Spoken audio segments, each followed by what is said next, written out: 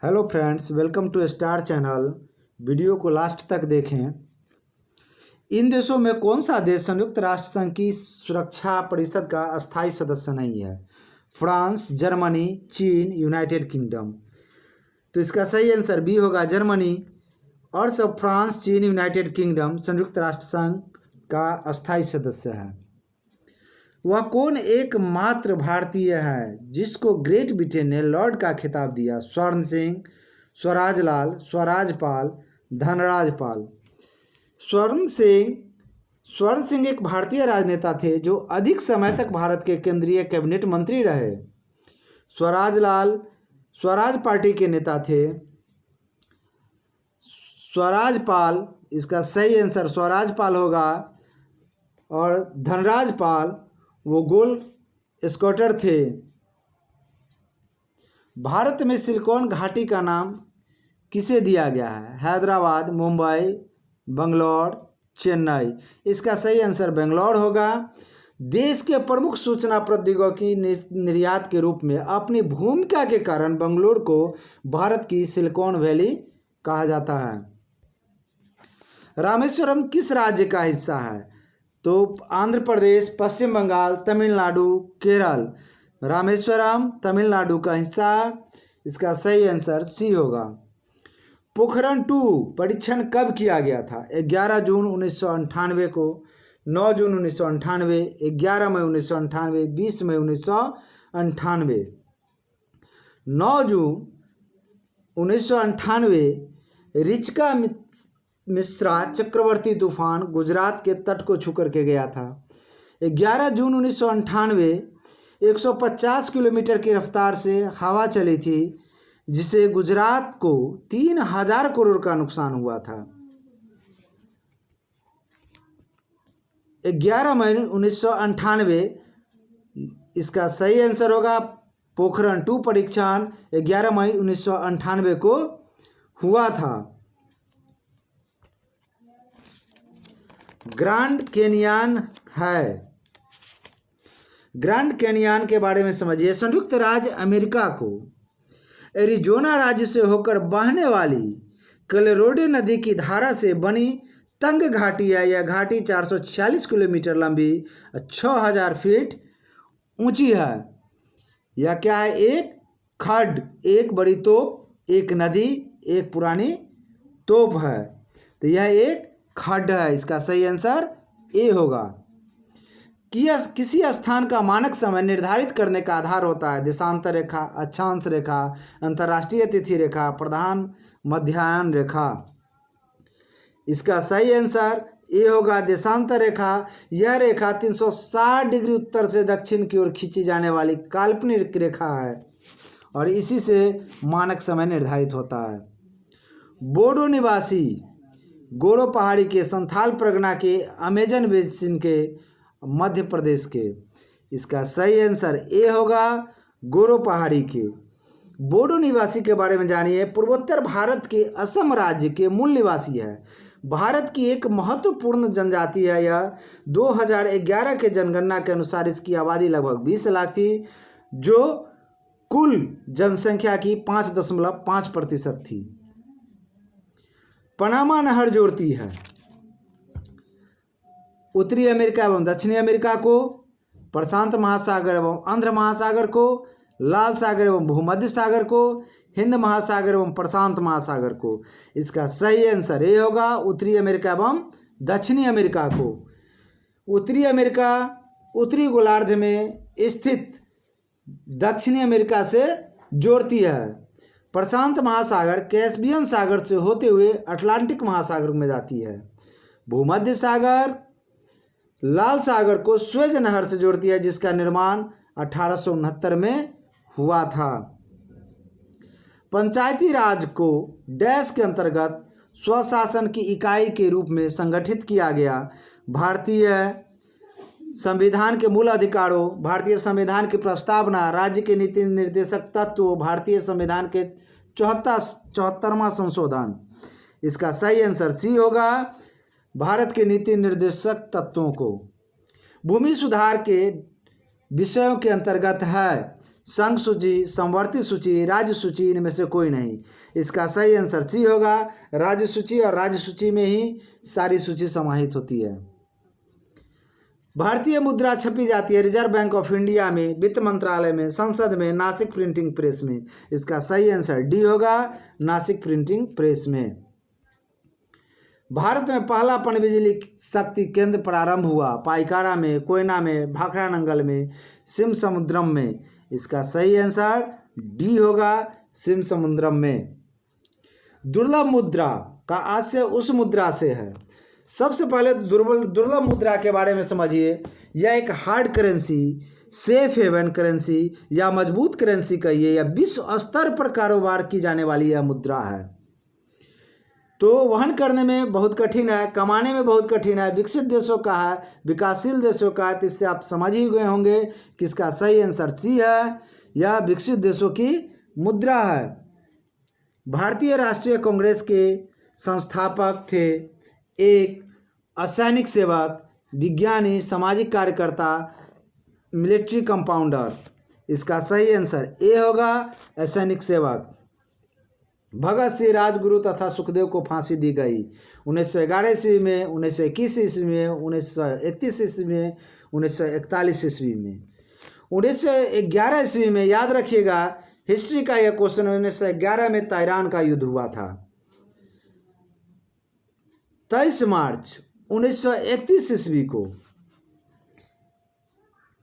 इनको फांसी दी गई थी, और फांसी से पहले इनकी आखिरी इच्छा पूछी गई तो वो लेनिन की जीवनी पढ़ रहे थे और उसे पूरा करने का समय मांगा था। तो 16 का सही आंसर सी होगा, 1931 ईस्वी में। लंदन में जनरल डायर को किसने गोली मारी थी? बीसी पाल ने, खुदीराम ने, मदन लाल ने, उधम सिंह ने। इसका सही आंसर डी होगा, उधम सिंह ने। स्वराज पार्टी का गठन डैश की असफलता के बाद हुआ। असहयोग आंदोलन, भारत छोड़ो आंदोलन, सिविल नर माफी आंदोलन, स्वदेशी आंदोलन। इसका सही आंसर ए होगा, असहयोग आंदोलन। नबार्ड उधार देता है। सबसे पहले नबार्ड समझिए, नबार्ड है क्या? National bank of agriculture and rural development. इसका मुख्यालय मुंबई है। तो कृषि के व्यष्टि को, ग्रामीण विकास के संस्थाओं को, कृषि एवं ग्रामीण विकास के बैंकों की, कृषि के लिए राज्य करों की। पुनः एक बार समझिए, नबार्ड का फुल फॉर्म क्या है? नबार्ड का full form national bank of agriculture and rural development है। तो यह क्या है? इसका सही आंसर सी होगा, कृषि एवं ग्रामीण विकास के बैंक की। WTO अस्तित्व में आया जनवरी 1994, जनवरी 1995, जनवरी 1996, जनवरी 1997। इसका सही आंसर बी होगा, जनवरी 1995।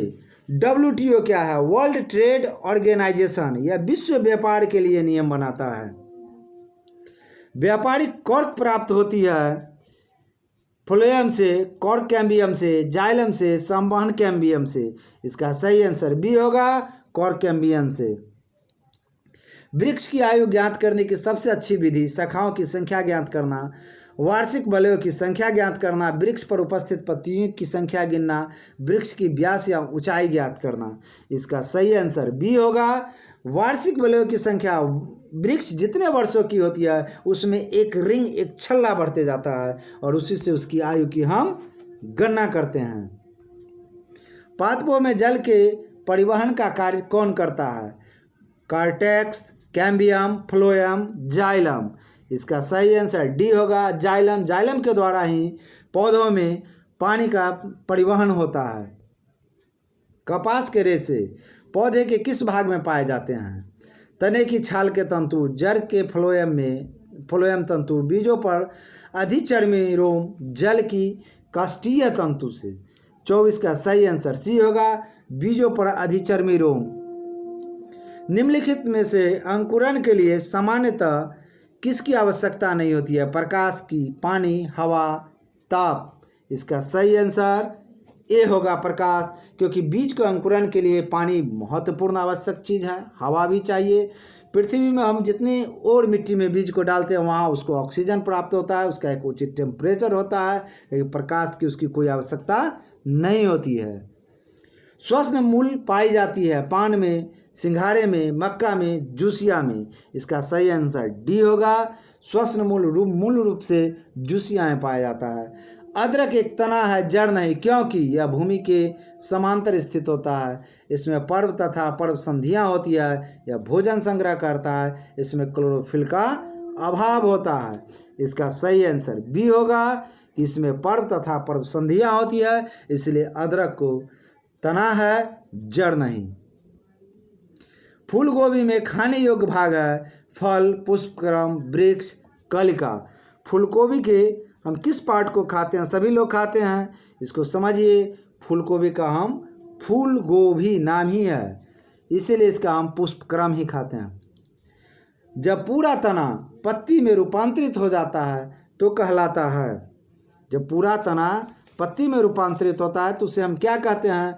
पत्रकलिका, फिलोट, पर्णाभ स्तंभ, स्तंभकंद। इसका सही आंसर सी होगा, पर्णाभ स्तंभ। खुराक में प्रोटीन की अत्यधिक कमी से निम्नलिखित में से कौन सी बीमारी हो सकती है?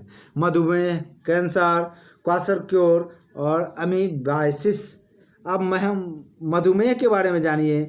यह इंसुलिन की कमी से मधुमेह होता है। कैंसर विटामिन की कमी से होता है।